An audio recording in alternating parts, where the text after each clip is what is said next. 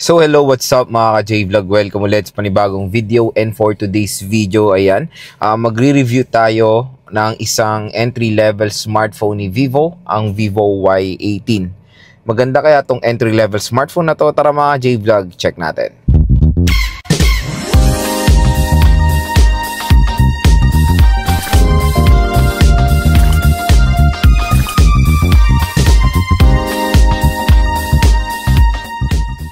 So ayan na mga J-Vlog, ang ating full review dito sa Vivo Y18. So shoutout din sa mga nakanood ng ating unboxing in hands-on dito sa Vivo Y18. And na-purchase ko nga itong Vivo Y18 na to mga J-Vlog sa official store ni Vivo sa Shopee. So mas siya, pag bibili kayo sa online or sa official store ng brand na gusto nyo. So kung bibili kasi kayo nito sa online or sa official shop ng brand na gusto nyo, mas mura siya sa SRP. First, focus muna tayo sa SRP ng Vivo Y18. So itong ang hawak natin is the 6GB 128. Ang presyo niya is 6,499 or almost 6,500 pesos.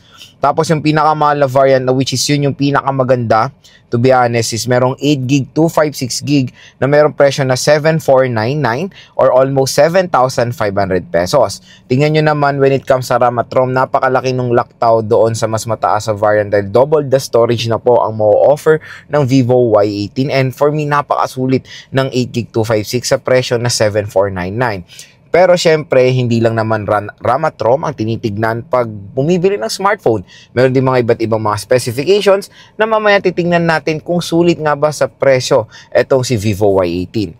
At yun nga, nabili ko pala to sa official store ni Vivo sa Shopee. Ngayon, tingnan natin yung presyo niya. Ang presyo niya ngayon mga J-Vlog pag hindi sale is below SRP rin naman. 6,399 tsaka 7,399. Pero nung 6,6 to and nung payday, ang presyo niya is 5,199. So napakamura, yung 6GB 128 ay presyo ng almost 5,200 pesos. Nakuha ko to nung 6,6 sa halagang 5,600 mga J-Vlog, yung 6GB 128. So very affordable na lang itong Vivo Y18.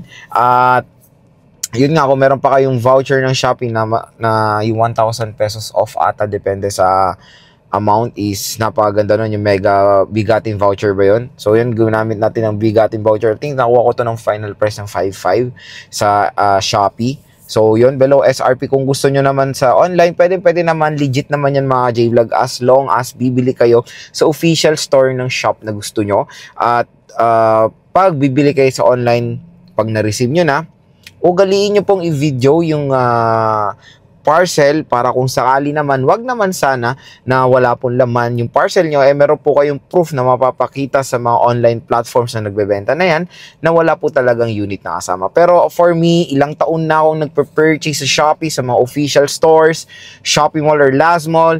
So far, ang record natin is 0 sa mga ganyang scam, kumbaga. So, okay naman basta bumili lang kayo sa mga official store. Meron kasi nakikita sa Shopee na kinukuha lang yung photo grab, yung picture ng official store. Pero titignan nyo mga J-Vlog yung mismong tindahan na kung sa Vivo ba yan, sa Infinix ba yan. Kasi meron nga yung official photo pero iba yung tindahan. Maging mapanuri rin mga J-Vlog sa Shopee or sa Lazada. Ulitin ko, sa Shopee Mall or sa Last Mall lang kayo bibili para mapanatag po ang inyong loob. Hindi lang naman din si Vivo ang nagbebenta ng mga ganitong smartphone. Meron din mga legit na third party na stores na nag-o-offer din ng mga legit na smartphone. So yun, kung interesado kayo dito sa Vivo Y18, para hindi na kayo at kung interesado kayo dito sa Vivo Y18 para hindi na kayo mag-worry, ayan, ilalagay ko na lang yung link nito sa description box. I-check nyo na lang kung gusto nyo mag-purchase ng isang Vivo Y18. So yan mga J-Vlog, next gusto kong i-share sa inyo yung pros and cons na itong si Vivo Y18. So yung advantages and disadvantages na itong smartphone na to. So para naman fair, di ba, na alam nyo rin na merong disadvantage din ang mga smartphones talaga pag sa iba't ibang mga mga ibang perspective. So first is start natin yung disadvantage ng Vivo Y18 based lang naman sa aking observation or opinion. Ang number 1 dyan sa kanyang notch display. Ayan. To be honest, notch display is super old school na mga J-Vlog. And syempre, latest to na smartphone ni Vivo na entry level. And notch display is a big no-no na ngayong 2024, lalo na sa kanyang presyo na 7,499. And kung compare mo siya sa mga ibang smartphone brands, sobrang layo ng mga design kasi yung mga ibang brands ay naka-punch hole na, mas mataas din ang refresh rate. Pero dito sa Vivo, ayan, notch display na hindi pa rin nila malimutan yan. Parang si Samsung, ganito rin si Samsung and si Oppo. Puro notch, di ba? Si Infinix nga, nalimutan na yan mga nakaraang taon. Pero si Vivo, hopefully, next na mga Vivo series na entry level, ay kalimutan nyo na yung notch dahil super old school na yan. I know hindi siya nakaka-affect sa performance ng smartphone, pero when it comes sa kasi yung ng design, syempre yung iba is ang gusto nila yung nauuso, yung sumusunod din sa uso na design ng mga smartphones. And hopefully si Vivo ay makasunod na rin sa punch hole display sa mga entry level smartphones. Number 2 is the resolution. I know the HD Plus 720p resolution is okay yan sa pag-gaming, pag nakakatipid ng battery. Syempre, kailangan natin mag-move on na iba namang mga smartphones ay Full HD Plus 1080p, ay Full HD Plus 1080p, pero hindi naman gano'n mabilis malubat, di ba? Pero dito sa Vivo, ayan, HD Plus 720p, kung ko-compare mo siya sa mga ibang brands nga na ganitong kapresyo niya, I think HD Plus 720p ay hindi na rin perfect fit sa presyo niya na 7,499 and 6,499. Usually, nakikita ko na rin sa ganitong presyo nga na smartphone is Full HD Plus 1080p, 120Hz screen refresh rate. Pero yon si Vivo Y18 ay nasa HD Plus 720p SRP wise. Pero yon kung i-apply nyo yung presyo ng Vivo Y18 sa official store ni Shopee sa Lazada na 5,000 pesos, yung resolution niya bumabagay na sa kanyang presyo. Pero pag i-base natin yung SRP, for me is not a perfect fit yung HD Plus 720p. And ang pinakalas mga J-Vlog, eto sobra ako nalungkot, is the charging rate. And of course, wala pong kasamang charger out of the box ang Vivo Y18. So yun, ang huge disadvantage na itong smartphone na to is the power brick, na bakit? Hindi ko rin alam. Compare mo naman din ulit, sulitin ko sa mga ibang brands na entry level na mas maganda pa specs, kompleto regados, may tempered glass, meron pang charger, iba't iba pang mga inclusions. Pero si Vivo, yun na nga lang din yung the best part din sa mga entry level is merong mga power brick. Sad to say, the Vivo Y18 no longer include power brick out of the box. So, yun na nga, wala na nga charger, mababa pa ang charging rate. So 15 watt charging rate lang ito. Sana sinagad na nilang 18 watts. 18 watts minimum na talaga yan sa mga entry level ngayon. Lalo na kasi yung battery nila is 5K tapos type C. So yun, 15 watt, yes, I know it's fast charging naman, pero when it comes sa kanyang presyo nga, 18 watts na I think ang pinaka-minimum na fast charging rate sa ngayong 2024. So yun lang mga ka-J-Vlog, yung mga napansin kong disadvantages ng Vivo Y18. Next, of course, meron din mga advantages sa itong smartphone na to. Number 1 na dyan mga ka-J-Vlog is of course the camera. So napakalinaw ng camera or napakaganda ng camera quality ng Vivo Y18. So meron siyang 50 megapixel main camera na nakita nyo na yan. Mamaya magpapakita ako ng mga photo samples sa itong smartphone na to. So when it comes sa photo quality, hindi naman tayo binigo ni Vivo dyan. And I know si Vivo rin ay isa sa mga smartphone brands na nag-o-offer ng magandang camera sa smartphone. So camera, pasadong-pasado, lalo na sa kanyang presyo, perfect na perfect ang camera ng Vivo Y18. Number 2 mga J-Vlog, sa RAM at ROM. So sa RAM at ROM, yan, buti na lang hindi na naging matipid si Vivo ngayon. Usually kasi mga entry level, mga past few, mga nakaraang taon, medyo madamot sa RAM at ROM ang Vivo, di ba? So, minsan 64GB, 4GB RAM. Ngayon, in-all-in 6GB 128 and 8GB 256GB. Napakasarap pakinggan. 8GB 256 sa presyo na 7,499. So, napakasulit. So, when it comes sa RAM at ROM, finally, na-realize si Vivo na yan na talaga ang pinaka-kailangan nating mga RAM at ROM sa ganitong taon. So, RAM at ROM, a huge advantage of the Vivo Y18. Number 3 mga J-Vlog sa design. Napaka-flawless ng design na itong Vivo Y18. Hindi nyo rin aakalain na entry-level smartphone lang itong smartphone na to dahil sa kanyang premium look. Ito talaga maganda sa Vivo. Mapamura man yung kanilang smartphone, mid-range, flagship. Hindi po ako binigo sa design ng mga Vivo smartphone, including the Vivo Y18. Lalo na itong color, ano ba to? Parang ano to inaano ko na lang siyang burgundy. Ayan, napakaganda, very premium looking ang Vivo Y18. And when it comes sa weight, magaan din and very comfortable naman sa grip itong smartphone na to. So yun lang mga J-Vlog yung mga napansin ko advantages nitong Vivo Y18, and hopefully nakatulong po itong sinabi ko advantages and disadvantages nitong smartphone na to sa inyong buying decision dito sa Vivo Y18. At kung interesado nga kayo, ilalagay ko po yung link ito sa description box. Si Vivo Y18 ay merong dual rear camera. Yung main camera niya is merong 50 megapixels f1.8 aperture, at yung front camera niya is merong 8 megapixels f2.0 aperture at capable pareho ng Full HD 1080p video recording.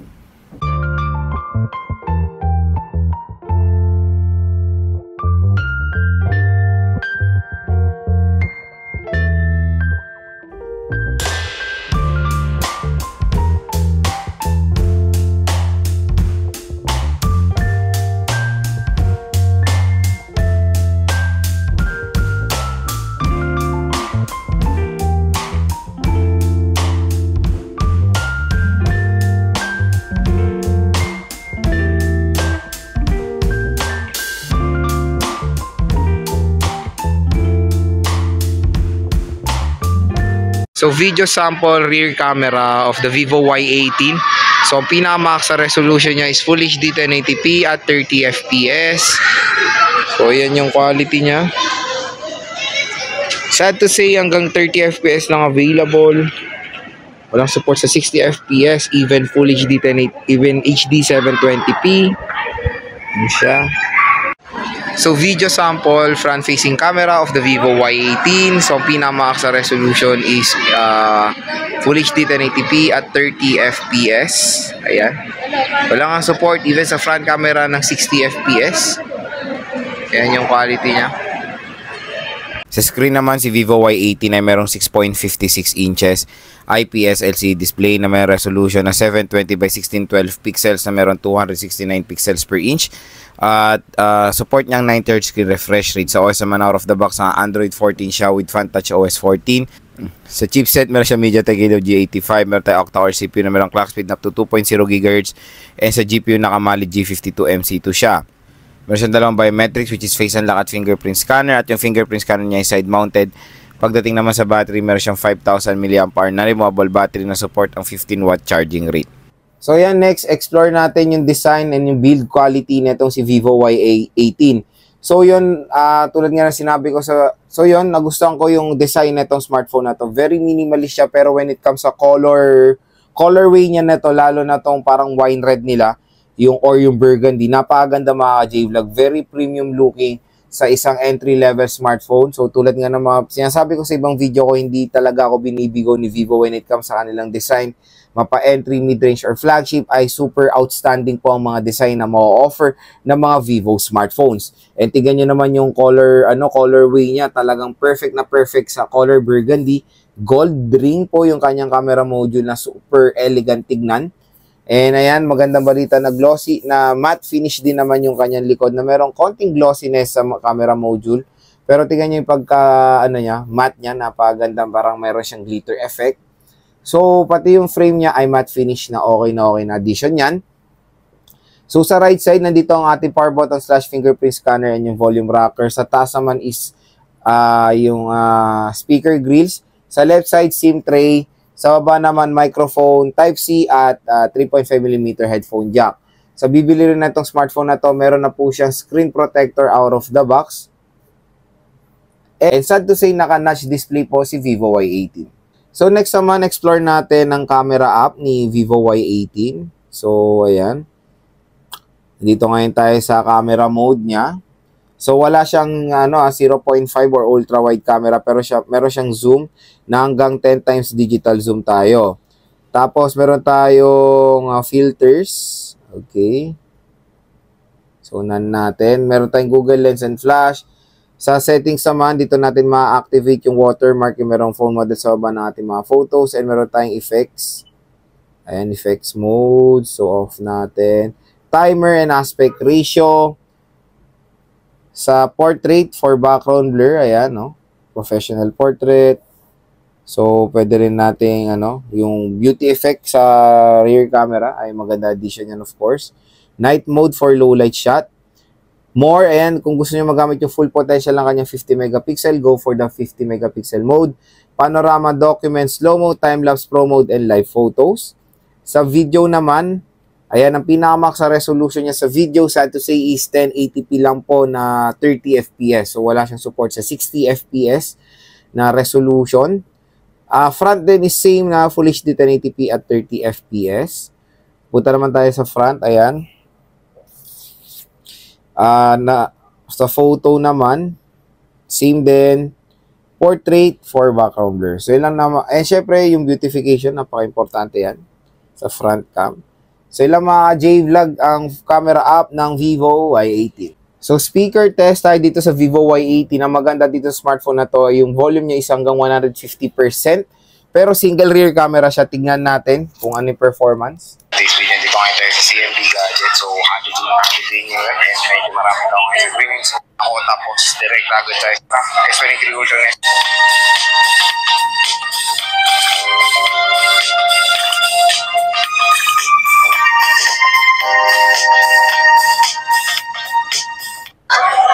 So, dito ngayon tayo sa CMB Gadgets. Ayan ang kanilang stall number X807. So, when it comes sa speaker netong si Vivo Y18, so yung speaker niya ay medyo weird dahil nasa taas. Usually, ang speaker grills na sa baba, di ba? So, kung dual steer speaker, so understandable na merong speaker dito sa taas at may speaker dito sa baba. Dito sa Vivo Y18 kasi ang speaker niya ay nasa taas, ay wala po sa baba, kaya medyo weird yung sound niya. Kaya kung malakas naman siya, yes, kasi ang na-measure natin is 90.3 decibels.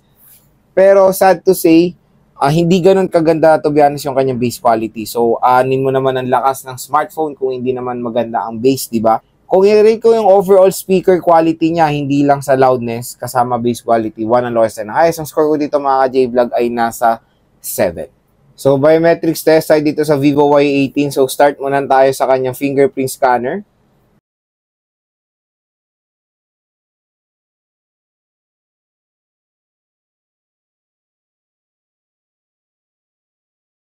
So, pagdating sa kanyang fingerprint scanner, fast and accurate naman. Next is face unlock.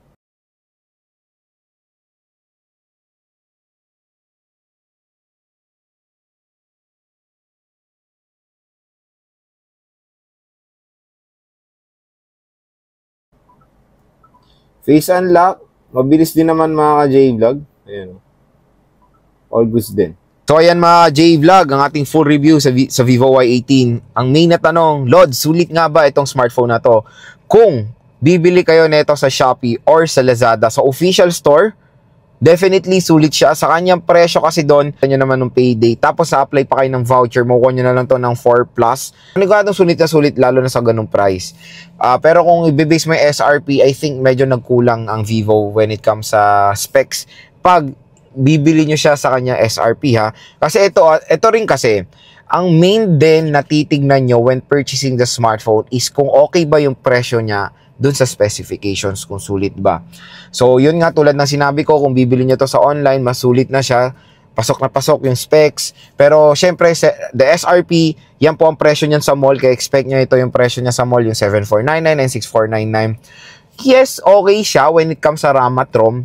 Chipset is medyo 50-50 tayo doon dahil G85 nakikita na rin natin yan doon sa mas murang Vivo, yung Vivo Y03, pero mababa nga lang ang RAM noon and mababa nga lang ang RAM at ROM noon. G85 consider na yan sa mga smartphone na below 6K, pero hindi naman kasi lahat ng bibili ng Vivo Y18 is focus is gaming. As long as the chipset is all goods when it comes sa performance niya sa mga opening of apps, hindi naman ganun laggy yung pag-navigate na ng smartphone, is for me okay naman siya. So yung chipset niya, the MediaTek Helio G85, is okay siya for casual users and casual gaming And mga slight na modern games tulad na lang ng ML and COD, kayang-kaya to, nakapaglaro na ako. Pero kung heavy gamer kayo, hindi ko po ito i-recommend sa inyo dahil meron pang mga ibang brands na mas malulupit ang chipset na mo-offer sa ganitong presyo. Pero for casual user, yung mahilig sa photography, mahilig sa design and aesthetics, magandang i-recommend din ang Vivo Y18 para sa inyo. And of course, maganda for me ang FunTouch OS. Napakaganda ng software na yan na ilang beses ko na rin nagamit and super user-friendly ng UI ng Vivo. So kung interesado kayo sa Vivo Y18, ayan mga ka-J-Vlog, ilalagay ko po yung link na ito sa description box.